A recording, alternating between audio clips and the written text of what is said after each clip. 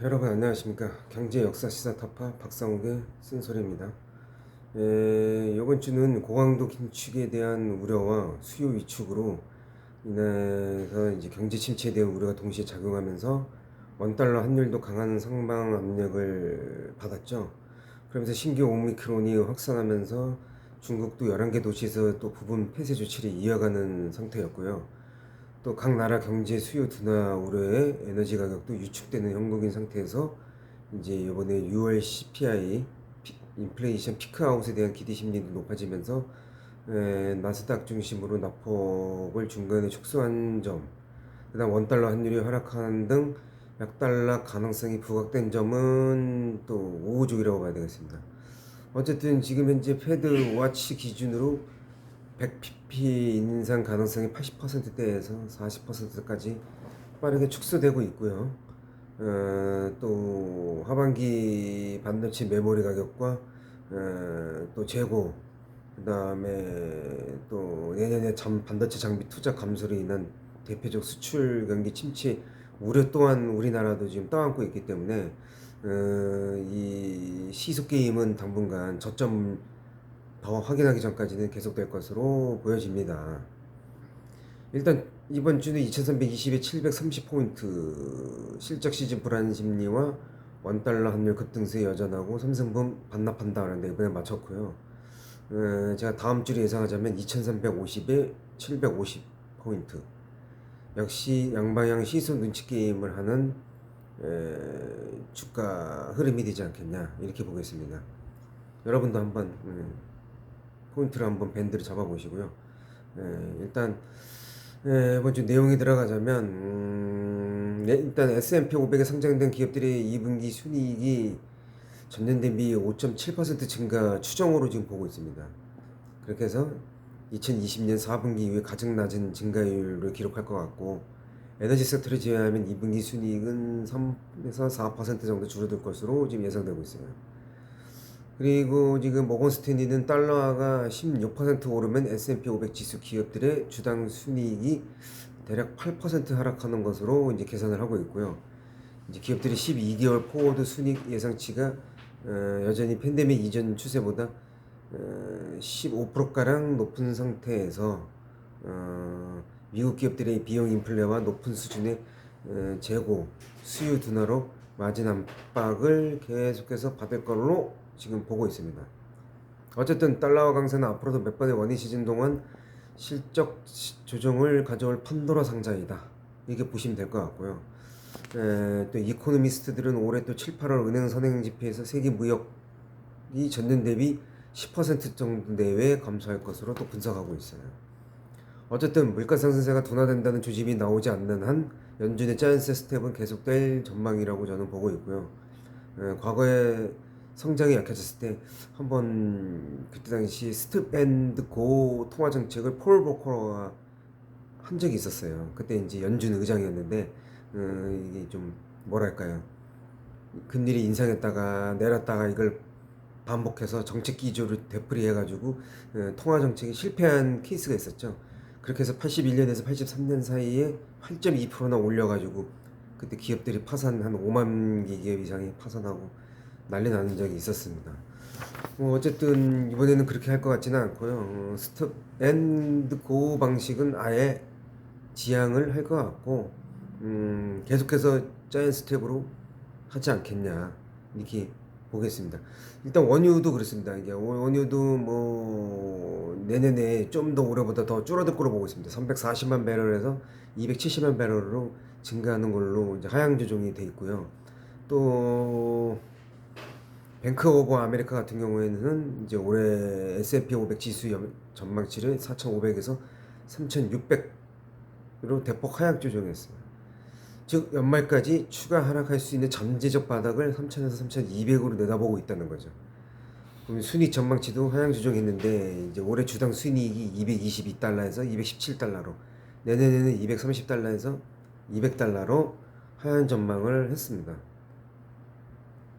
어쨌든 이 순이익과 영업수익이 시장의 예상치에 못 미친다는 것은 이게 이제 다음 이제 주에 있는 이제 실적 어닝에도 영향을 줄 건데요. 어쨌든 이번 실적 시즌은 험악한 분위기와 안 좋은 분위기가 연출될 수 있음을 좀 감안해야 됩니다. 또 6월 18일에 9.1%로 나왔는데 이게 지금 현재는 7월에 식료품하고 에너지 가격이 추가 하락할 거라는 게 심리적으로 반영해서 지금 주가가 보합세로 지금 유지하는 것 같은데, 어쨌든 피크아웃 분위기는 맞지만 저는 아직까지는 자이언스텝 75pp의 밑으로가 아닌 여전히 긴축이 불씨가 살아있고, 또 미시간대 소비자 신뢰 지수도 있고 다음 계속 지표도 발표를 하기 때문에 저는 분명히 조정을 받을 확률이 높다고 보겠습니다. 그리고 지금 현재 예를 들어서 한 강달러가 15%가량 올랐거든요. 그러면 이제 EPS가 보통 마이너스 7.5% 정도는 떨어지거든요. 그래서 보면은 저는 이론상 그렇게 계산이 나오는데, 일단 지금 미국 각 지표 발표하는 걸 보면은 상반기에 이 순이익 전망치가 15%에서 하반기에는 지금 10% 내외로 보고 있습니다. 근데 저는 8% 내외로 볼게요. 그 다음에 내년에는 7%로 보고 있는데 저는 5% 정도로 떨어질 걸로 지금 예상하고 있습니다. 뭐 정확하지는 않지만은 어쨌든 다음 주에 있을 실적은 향후 12개월 PEL 포워드에도 영향을 저는 줄 것으로 보겠습니다. 그리고 우리나라의 이제 지금 현재 시황을 보면은 이제 반도체 메모리 가격 하락이 이제 본격적으로 지금 하반기에 시작되고 있는데, 이게 지금 내년에 또 장비 관련해서 시설 투자비하고 M&A도 같이 하락하는 걸로 나와 있어서 좀 우리나라의 수출 반도체가 타격을 받아서 예상 밴드가 대략 저는 2100대까지는 하방으로 열어놔야 된다. 여러분들도 그 정도로 보시고 현물은 빨리 정리를 하시고 이 푸콜이나 이제 개별 이슈주에 대비하면서 이 트레이딩을 이제 계속해서 이어가시는 게 맞다고 저는 예상하겠습니다. 자, 좀 그렇고요. 그 다음에 이제 이번 주 내용은 여기까지고, 그 다음에 이제 비하인드 스토리로 들어가서 이번 주 주제는 반도백제의 비극, 삼성동의 수도, 이제 제목을 이렇게 잡았거든요. 이게 원래 서울 강남이 고대 서울백제의 수도였어요. 여기가 지금 삼성동에서 석천동으로 이어지는, 내성이 삼성동에 있고 저쪽 이제 내성하고 외성이 이어지는 부분이 아차산까지 이어져 있고, 그 다음에 석천동 쪽이 외성이에요. 그쪽도 이제 백성들이 살았던 곳으로 추정이 되는데, 이게 지금 수도 반도백제 유적이 지금 지천에 깔려 있었어요, 그때 당시. 근데 이게 우리나라 박정희하고 전두환의 이 군사정권이 강남 개발한다 해가지고 그걸 문화재가 발견됨에도 불구하고 그때 당시 일부러 그냥 포커레인으로 그냥 밀어버렸어요. 그 뉴스에 안 나왔어요, 그런 거는요. 아직 진짜 무식한 나라였는데, 하여튼 70년대 유무명 교수가 백제의 그때 당시에 이제 문화재와 유물을 조각을 주어서 한번 책으로 남기고, 이게 한번 최근에 뉴스에도 나왔던 거죠. 성벽이 한 350m 가량도 존재했었고, 그때 당시 토성은 개발로 흔적조차 없어졌지만 아차산으로 이어지는 그 백제 토루와하고 그 암사동 근처에 소산의 파편이나 이런 유물들이 좀 있었어요. 이제 안타까운 거는 이제 석창동 가락동 일대 고분군 석창동 백제 왕릉이 잘려나갔다는 거죠. 그래서 일제시대에도 조선고족 도보로 보면 강남에 총 90기의 백제 고분이 있었어요. 90개나 된 거를 일본이 강남 개발을 안 하고 이제 지금의 이태원인가 명동 그쪽을 개발한 거예요. 그래서 명동이나 이태원이 지금 존재하는 거예요. 여러분은 몰랐죠, 그걸. 그리고 대부분 이제 강남 개발로 이 군사정권 때 이제 겨우 능 4개만 건져가지고 그걸 공원으로 조성해 놓은 거예요. 석천동 공원으로. 그 잠실 한번 가시면 아시겠죠? 거기 석천동 고수 한번 나오지 않습니까? 근데 제가 볼 때는 이게 얼마나 한심하고 이게 발작스러운 일이 아닐 수가 없다.